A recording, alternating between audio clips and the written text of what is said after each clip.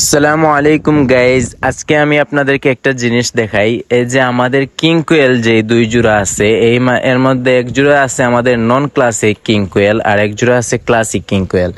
2 দিন আগে আমি আপনাদেরকে একটা ভিডিওতে দেখিয়েছিলাম আমাদের ক্লাসিক জোড়া থেকে ডিম ফুটে বাচ্চা বের হওয়া শুরু হয়েছে।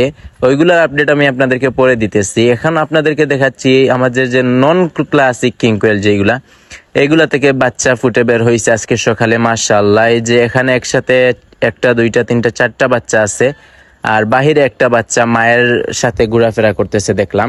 এই যে আমাদের ক্লাসিক মেল ফিমেল দুইটা একসাথে হাঁটতেছে, আর এই যে পাশে একটা ছোট বাচ্চা, আর ওরা যেখান থেকে ডিম ফুটে বার হইছে ওই জায়গার মধ্যে চারটা বাচ্চা একসাথে বসে আছে। আর আমাদের ক্লাসিক কিং কোয়েল গুলার যে আপডেট সেটাও আপনাদেরকে এখন দেখিয়ে দিচ্ছি।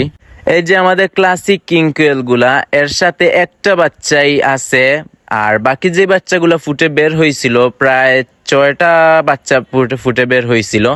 বাকি 5টা বাচ্চা একটা প্রবলেমের কারণে মারা গেছে, এই একটা বাচ্চাই ওদের সাথে আছে।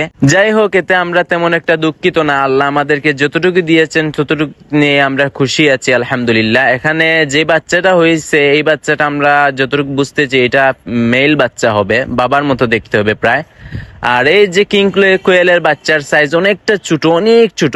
আমাদের সাধারণ যে কোয়েলগুলা, এই কোয়েলগুলার বাচ্চার 2 গুণ ছোট হয় এই কিং কোয়েলগুলার বাচ্চা।